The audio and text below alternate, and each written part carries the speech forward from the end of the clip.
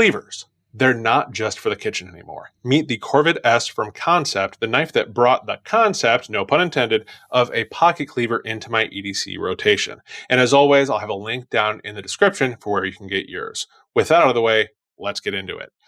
So the Korvid S is one of several models of pocket cleavers in the Korvid line from Kansept, and it is the only fixed blade.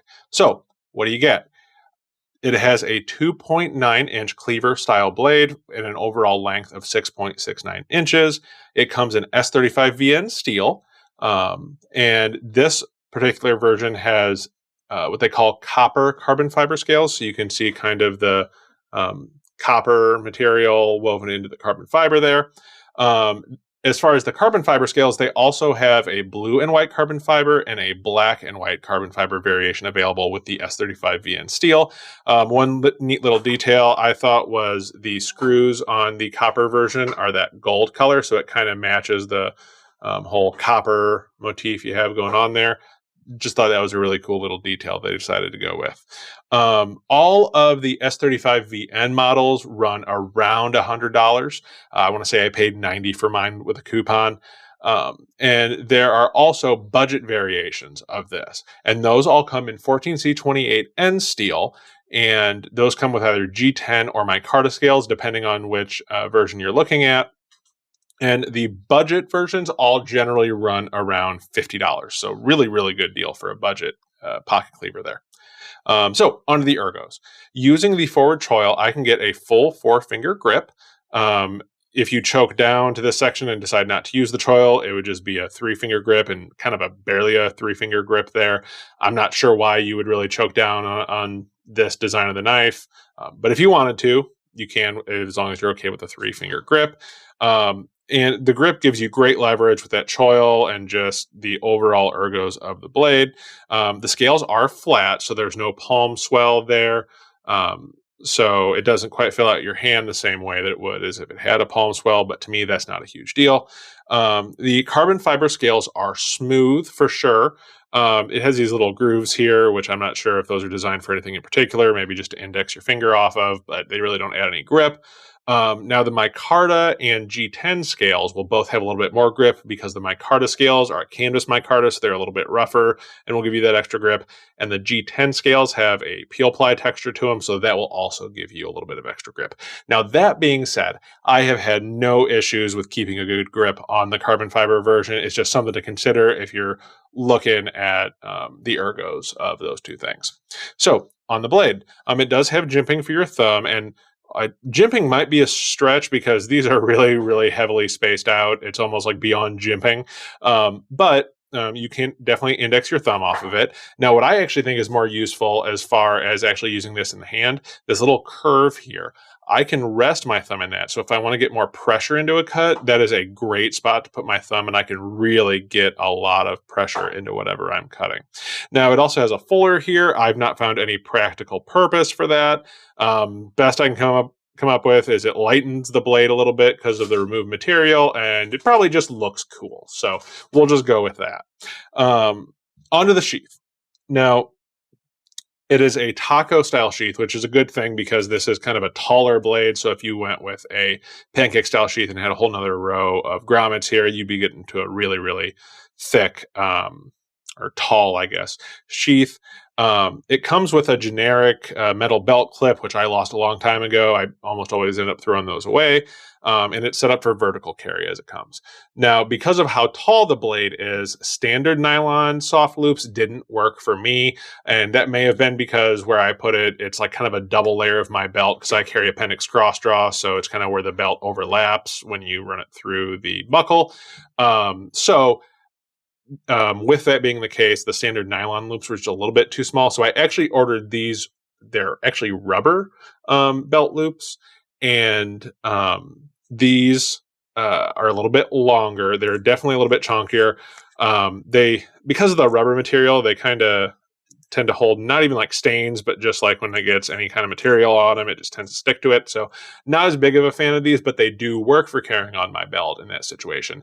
Now, when I originally got it, I actually had an ulti clip on this side, and it was set up for pocket carry.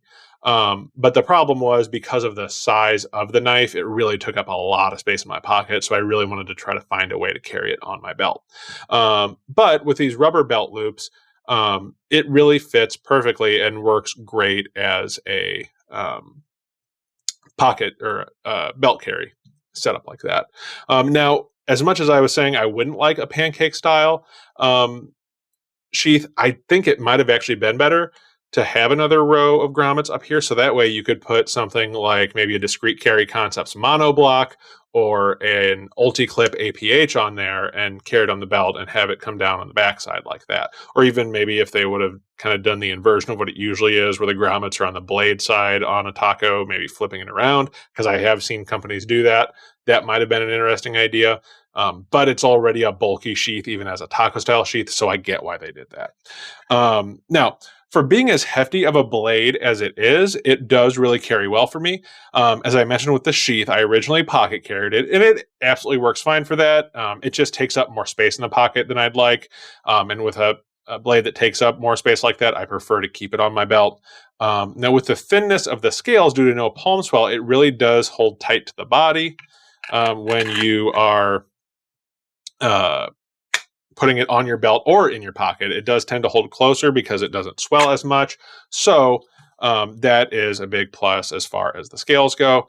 The Cleaver style blade, as far as practicality, it's not going to be good for piercing tasks, but for things like opening packages or breaking down cardboard, it is great.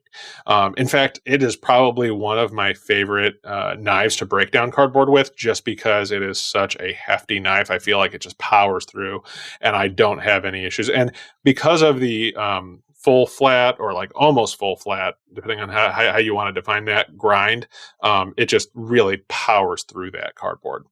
And the lack of a tip might be something that some people don't like for practicality, but it's also good for some tasks where you might not want that tip, being worried about piercing something. So as far as the build quality goes, the scales look great and everything lines up how it should. The screws are nice and tight. I haven't had any issues with them backing out or anything like that. The finish on the blade looks absolutely great. There's no imperfections. I've used this a little bit, so you might have some... I wouldn't even call it patina, because I'm sure it'll wipe off a little bit of that on there, but I actually use my knife, so that's it. That is what it is. And yeah, overall build quality, nothing that I can complain about. It came super sharp as well, which is always a big question on build quality. So on to the pros and cons. So one of the biggest pros for me has to be the price. S35VN under $100 for a fixed blade is a great value. 14C28N at $50 is also a solid value. Another pro is this is an extremely robust blade. It is not going to bend or anything like that on you. It is definitely a nice thick blade stock there. With the Cleaver blade and the high flat grind, like I mentioned, it's very slicey, powers through cardboard. It came very sharp, as I mentioned, as far in the build quality. And honestly, I just think it looks cool. Like, I'm not one that usually likes out there designs, which I think this kind of is in its design, but it just looks cool. It's different. And so if I just want to carry something different, it's good for that. So as far as the cons, because of the height of the blade, the footprint with the sheath is pretty large for a compact fixed blade. There's also really no aftermarket for it as far as scales go. So you're kind of stuck with the color of scales that you get when you order. However, one of the 14C28N models comes with white G10 scales, so that makes a great base if you wanted to, say, RIT dye the scales or something like that, and then you could really make it whatever color you want the scales to be. It would just be a little bit of extra work on your part. The carbon fiber scales, as I mentioned, are a little bit slick. I think the G10 scales have more of a peel ply texture, so it may not be the case with those in the micarta scales. But that's, again, just kind of a materials question, because you do have options for both.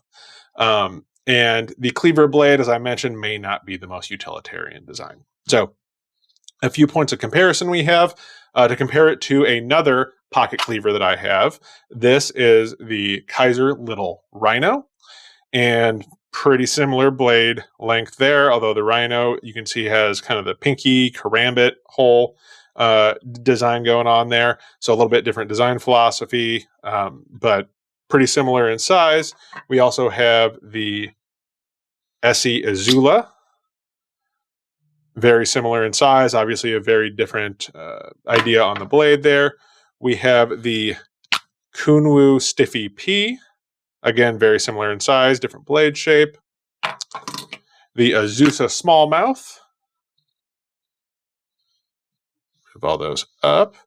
And just to bring out one folder that is kind of a, it's not a cleaver design, but it's kind of a sheep's foot, kind of in the same realm. It is the Vosteed Hedgehog. So those are some points of comparison as far as size goes for you. The SE Azula may be the best one as far as a widely known knife to compare it to, but gives you an idea for some size comparisons. So, ultimate question. Would I buy this again? And would I recommend it? So I'm considering buying the 14C20N variant. So I would say yes, I would definitely buy it again. I'm thinking about buying it again. Would I recommend it? Not necessarily as an only knife you own kind of thing. So if like somebody was wanting a one and done EDC knife, I probably wouldn't recommend this. But as a fairly unique design to add to your rotation, I would say it's definitely worth adding to your collection. So what do you think? Is a cleaver blade just a little bit too out there for you? Let me know down in the comments. And if you enjoyed this review, please consider leaving a like and subscribing, as it helps me bring you more reviews like this. Also, if there are any knives or other EDC gear that you'd like to see me check out, please suggest them down in the comments.